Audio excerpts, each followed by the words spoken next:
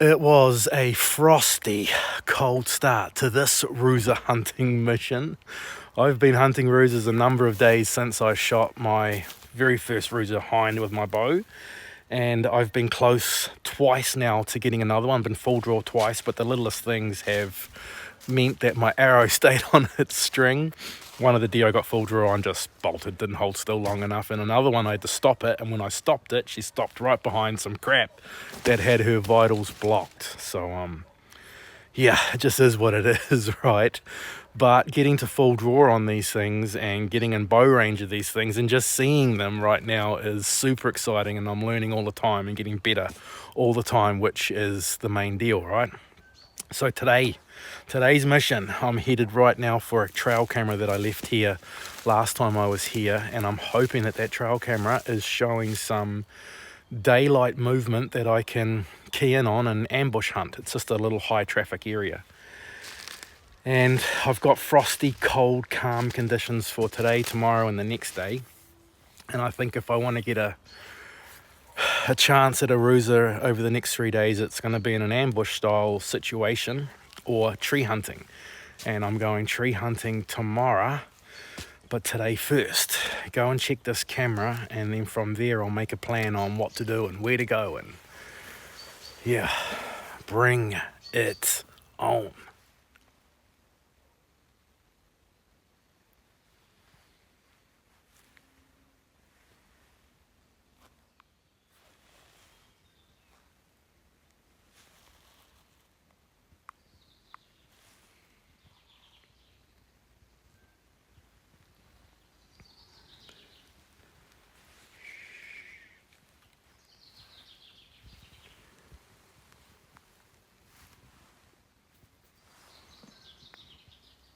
I've been standing here for about an hour and a half with the wind perfect, and the wind has just now shifted and it's not perfect.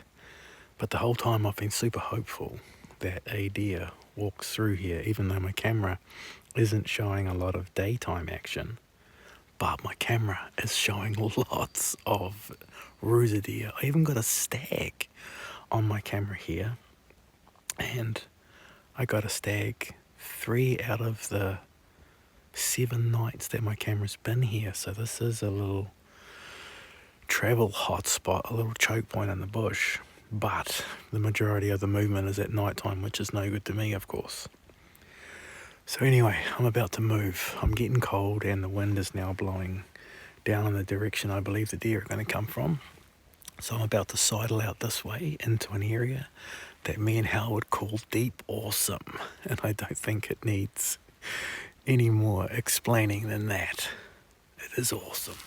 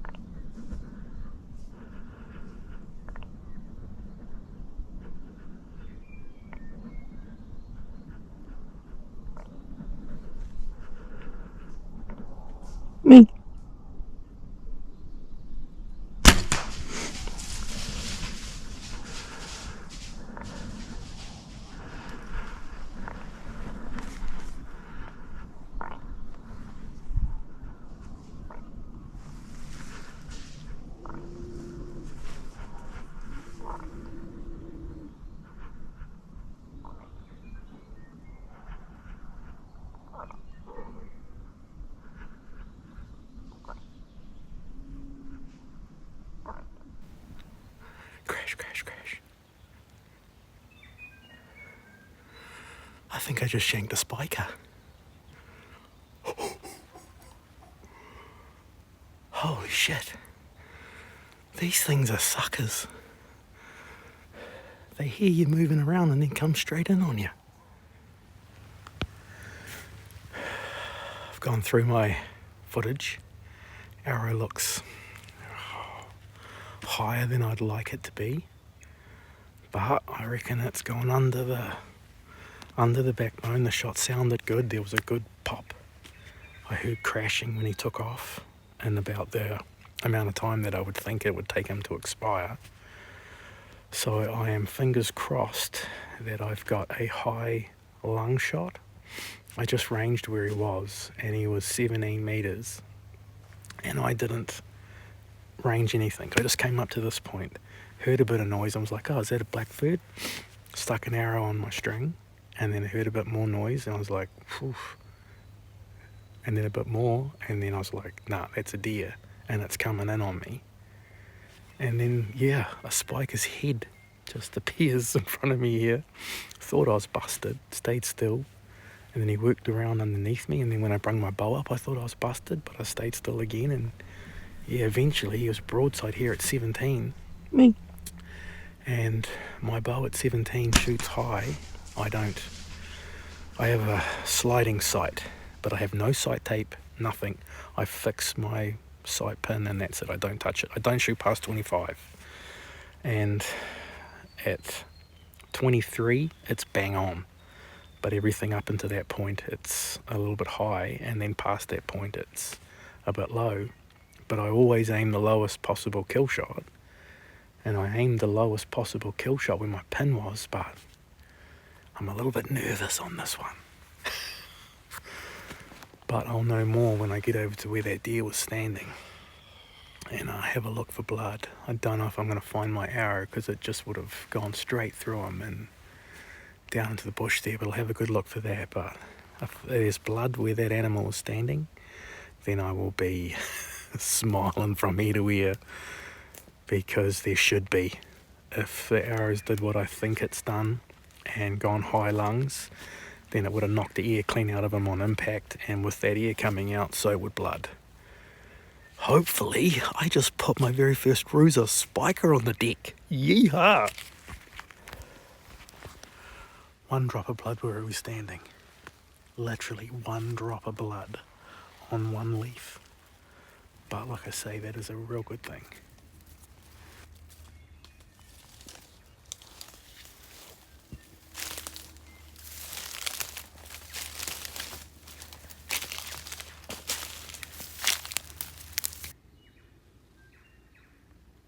Can you see the bubbles? Blood tracking's about the only good thing that stinging nettle's any good for.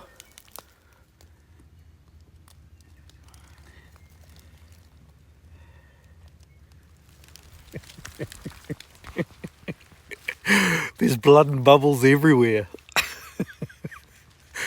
No doubt in my mind that is a double lung hit.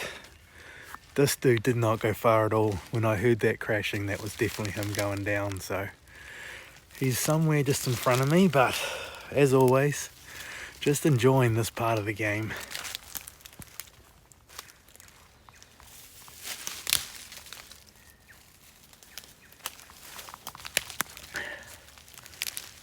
He did not make it far at all. That's him right there. Whoa.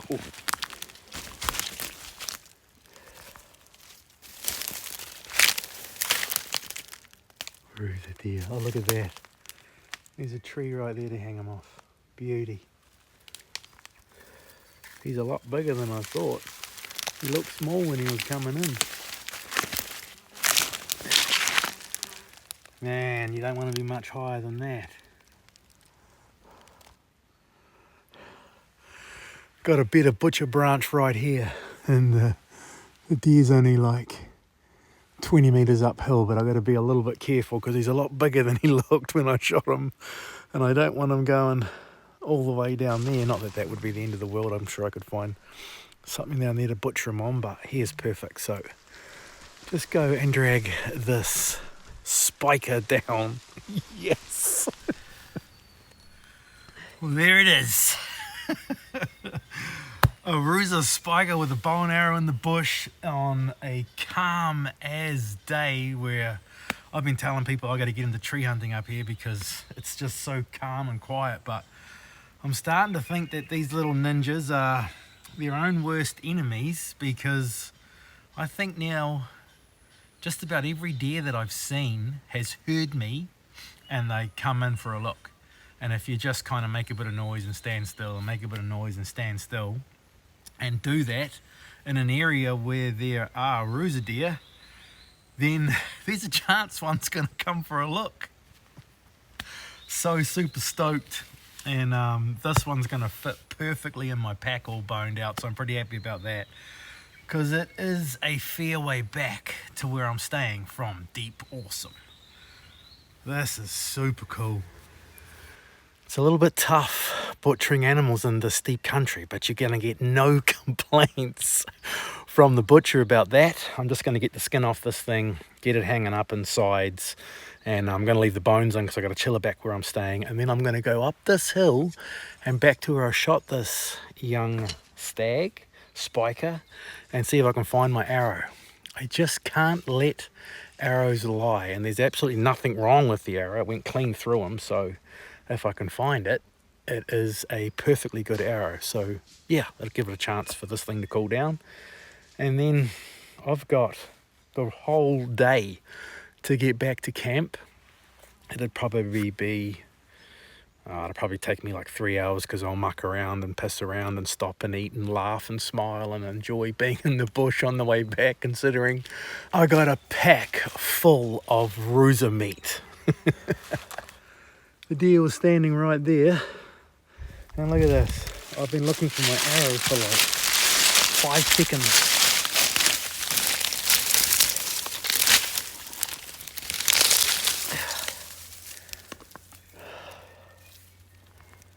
Perfectly intact. Thank you, arrow gods.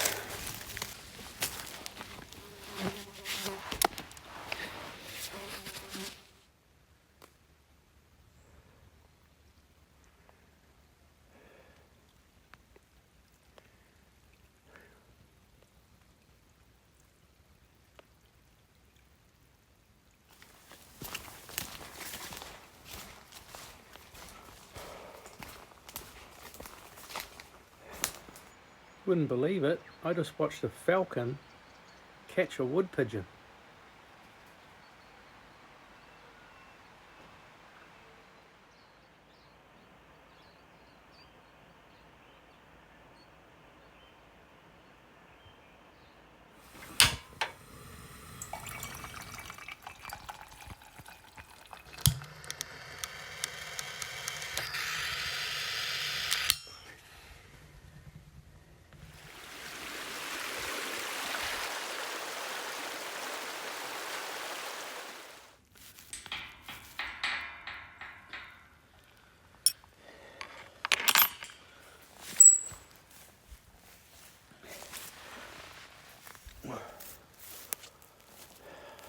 Morning of day 3.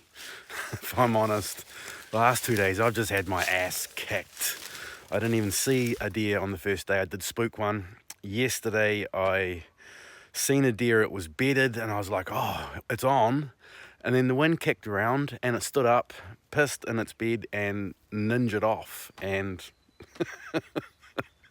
again, I'm just feeling a little bit beaten.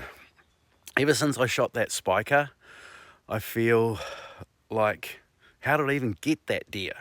You know what I mean? Like, it's just, these things are so incredibly hard to shoot, and the terrain, I think, is more so what's making them incredibly hard. But on a positive note, I have managed to film Rusa deer in the area that I'm heading into today with my phone. And to be fair, other than getting an arrow on the string and getting to full draw and getting a shot at a Rusa deer, getting footage of them with my phone is the next best thing. And I often at times find myself showing my mates and people that I talk to about hunting footage of deer in the bush long before I'm showing them any footage or any photos of animals that I've got. So yeah, it's pretty cool to get some Rusa deer filmed with my phone is what I'm trying to say. I've also, in failing to get a Rusa deer, come face to face with a huge 6-point Rusa Stag. I was doing my best to ninja along one day and was kind of looking down the hill from me. I was like, oh, that looks like a deer. That's got 2 eyes and 2 ears, and I was kind of waiting for it to just be a fern bush or something, and then holy crap, I was staring straight at a 6-point Rusa Stag, and what I should have done at that point was got my phone out of my pocket and filmed him. Instead, I got an arrow out of my string, arrow out of my quiver, put it on the string and tried to get a shot at him, and he just walked off and I had nothing. Whereas if I had footage of him, that would be epic. Now, of course, ever since then, I've spent a heap of time in that valley I call Stag Valley, and it is a beautiful area. And I heard my very first Rusa deer roar.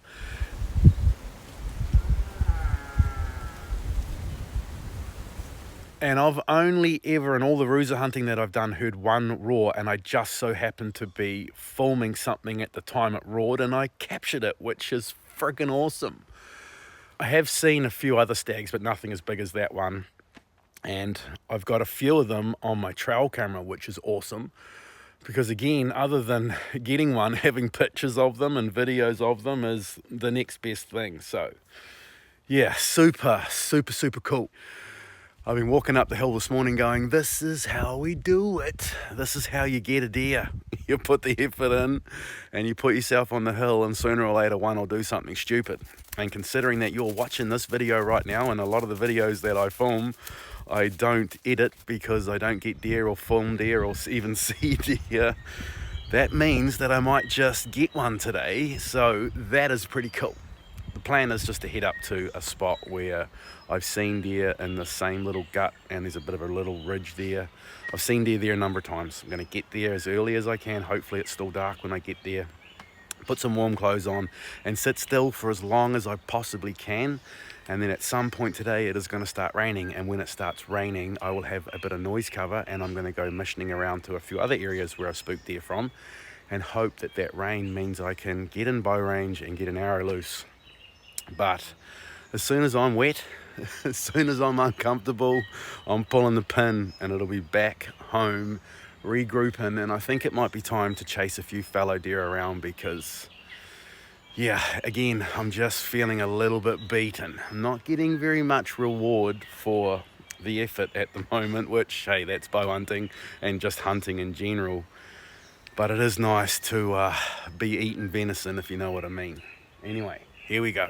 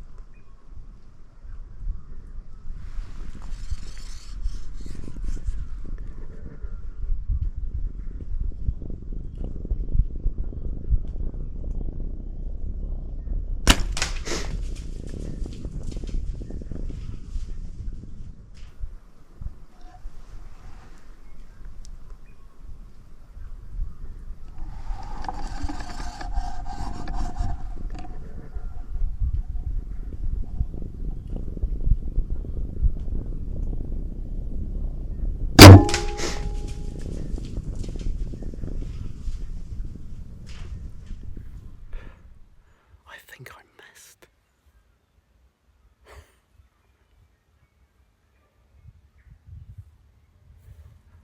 I think I just missed a Rusa deer at 16 meters, and I do not know how.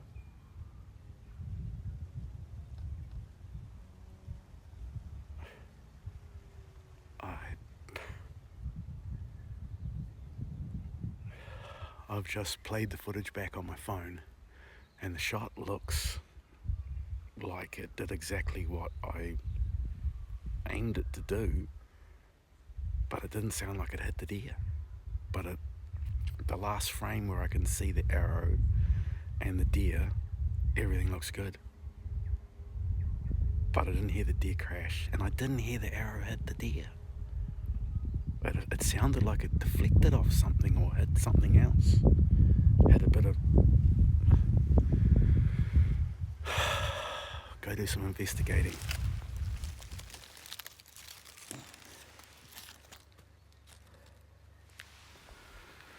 Even though it didn't sound like it hit the deer, I've hit the deer. And again, looking at the footage, they look good. The blood doesn't look good. I just picked up one of my fins off the ground with no blood on it. Can't find my arrow.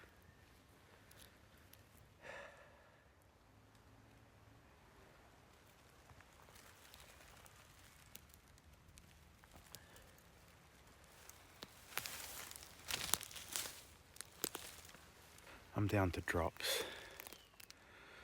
I don't really know what to tell you on this one.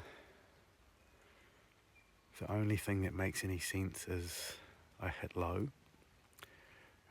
When I say make sense, the blood and the fact that I don't have a dead deer, but it doesn't make sense with the shot that I had. My pin was on the lowest possible kill shot, and my bow shoots high at like 3 inches at 15 meters, which should have put that arrow straight on top of its brisket. Just can't believe it, to be fair. A lot of effort and time went into getting a shot at that deer, and I can't even tell you what I didn't do or what I did do that has led me to this. And man, I was having a hot run. 9 deer in a row that I'd shot at, I'd killed. 9 deer in a row, and that's a record for me. And to say that I've now winged this one is gutting.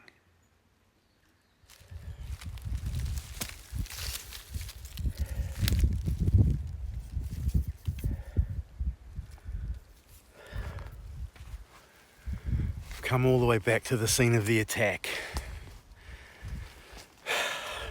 Arrow's got absolutely no blood on it, and it was missing that fletch, and I knew that.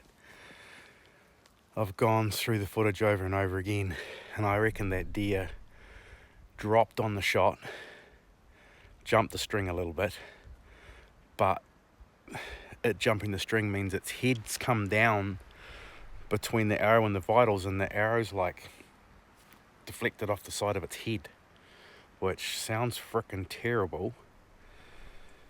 But I didn't hear a crack. There wasn't a hit. It was just a glance. So there's an old Scarface on this hill that I'm going to be looking for a very long time, and I shouldn't be laughing because it's shit. Every single time I get myself in one of these positions, it's Nato, what did you do wrong? What could you do better? What? I took a frontal shot at a deer that was 14 meters, and I have a little rule with myself: no frontal shots unless they're 10 or less. But again, I've shot the last 9 deer I've shot at, I've killed. I shot a Rusa hind frontal at 11, smoked her. I shot a deer in the head the other day to finish it off because it was gut shot at 14 meters and brained it. And if I'm honest, I think I got a little bit cocky, and I took a shot that was a good shot and a fair shot, but there's just more things that can go wrong. It's a smaller target and everything else, and if I'd waited, and I probably could have, the deer wasn't on to me, I was full draw, I had no idea, I probably would have got a broadside shot. So no more frontals. Well, I got to keep, it's my rule. I have a rule, and I broke my rule.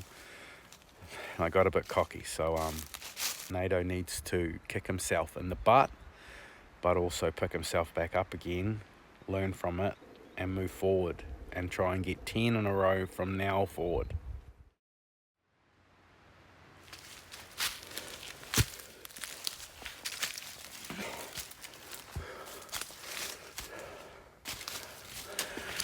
Good morning.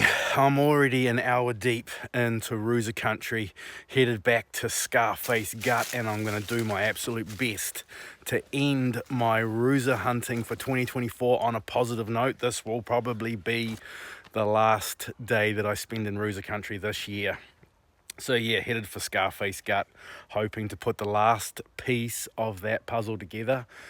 But I will, if I don't get a deer, put in a solid day. I'll go through Steep Awesome and down into what I call Stag Valley and hunt from dark till dark, and then yeah, that'll be it. Gonna be as positive as I can possibly be at all times today, and hopefully that positivity flows all the way to the end of this video and my smiling face with a Rusa deer. Bring it on.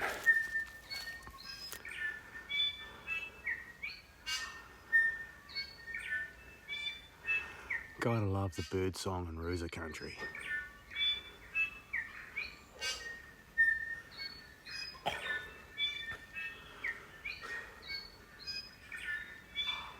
Super cool.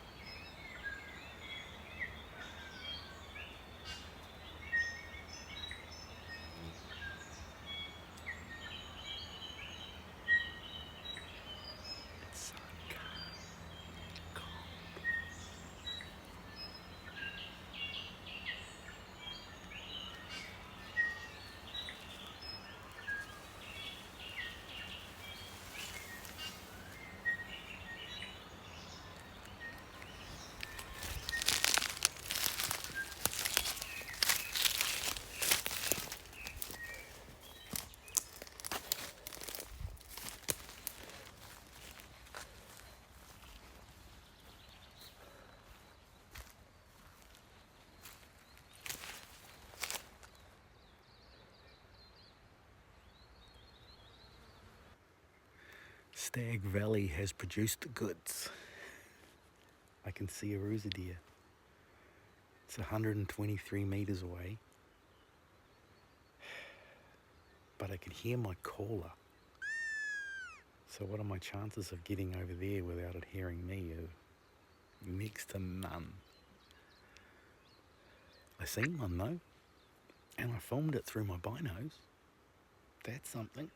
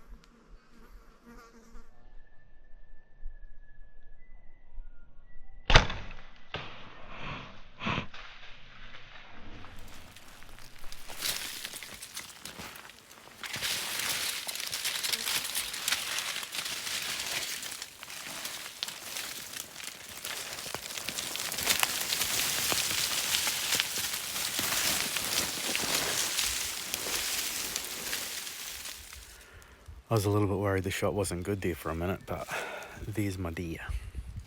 Another animal was moving around up in here, and I thought, shit, it's come around here and up into here, and it's still alive, and I didn't make a good shot, but I have. So that's good.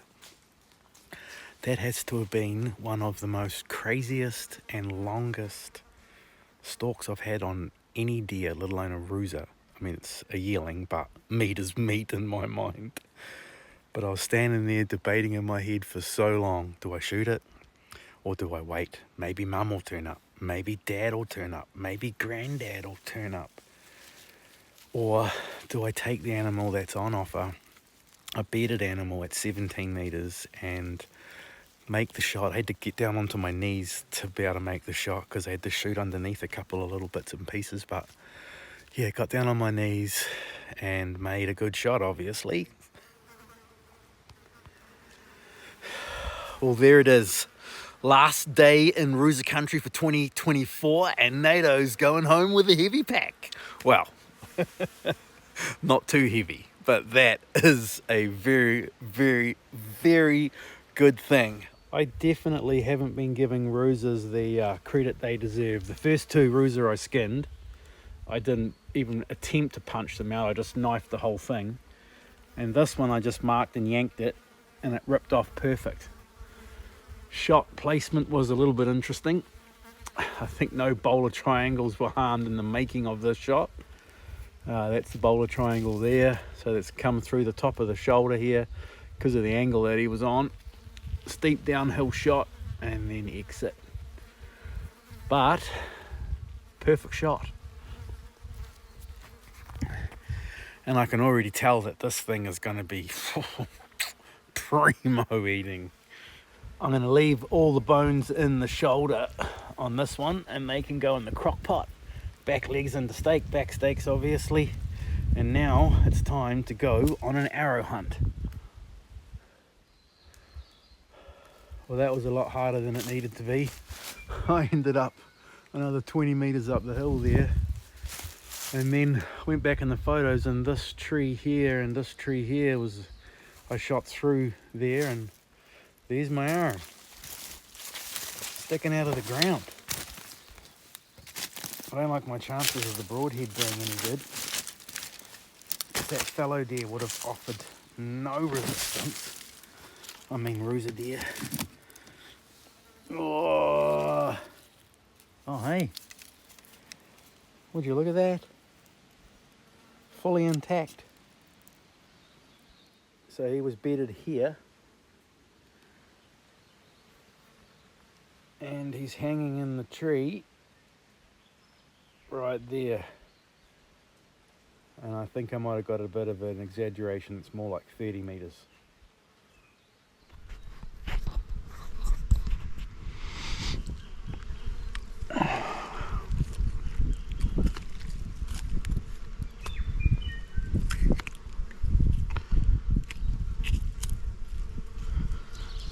I've been getting a few comments from people saying that they enjoy the butchering part of the bowler triangle. So I'm just going to let this clip play out, and I'm also going to take the time to have a bit of a yarn. The Seeker show is coming up on the 2nd and 3rd of November. I'm going to be there and be on Simon Bullivant's taxidermy stand for those 2 days. And if any of you legends out there that watch these videos go to the Seeker show, I would love to meet you all and talk all things hunting, and yeah, just have a yarn basically. And I'm also doing a butchery demonstration there, which if I'm honest I would normally run a mile from, but a good man, Mike Penn, who is the main man behind the Seeker show, he's also the main man behind the Boat Fish and Dive Expo, is the man that has asked me if I would do it, and he is a real good bugger, and it is really hard to say no to the good buggers of the world. So yeah, I'm going to be doing a butchery demonstration similar to what you're watching now. I think it's on 12:30 on the Saturday on the 2nd, and then 11:30 on the Sunday on the 3rd, or I might have that around the wrong way. Anyway, about that time, And again, if you're there, come and say hello. I'd love to meet you all and talk all things hunting. And while I'm at it, I might as well say a massive chur, my brothers and sisters, for watching the Boulder Triangle, liking the Boulder Triangle, commenting on the Boulder Triangle, and doing all the things that you do, because if you weren't watching it and doing that stuff, then it'd be pretty pointless making it. So with that said, I will see you all again when I have something that I can show you.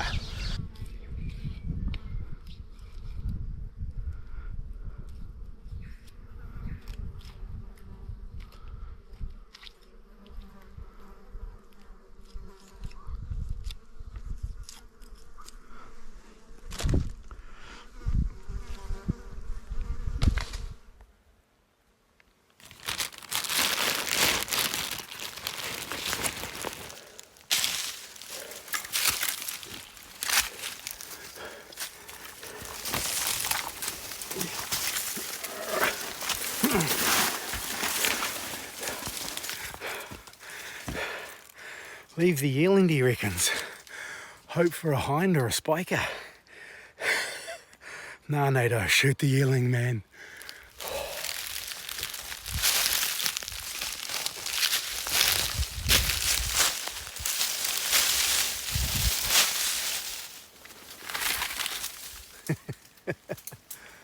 See you next year, you little buggers.